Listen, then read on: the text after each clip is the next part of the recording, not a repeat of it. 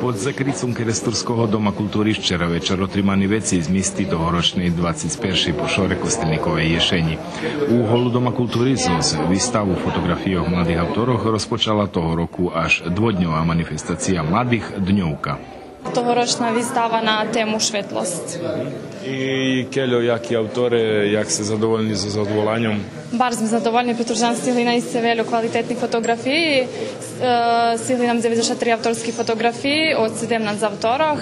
I toto, co nám ešte okreme milo, to, že zo zveci našich miestov. Po otvorenej výstavy u Veľkej sály Doma kultúry otrimaná centrálna programa Kostelníkovej ješeni, na ktorej maločísleným navšteviteľom predstavená tohoročná vydavateľná produkcia novinsko-vydavateľnej ústanovy Ruské slovo.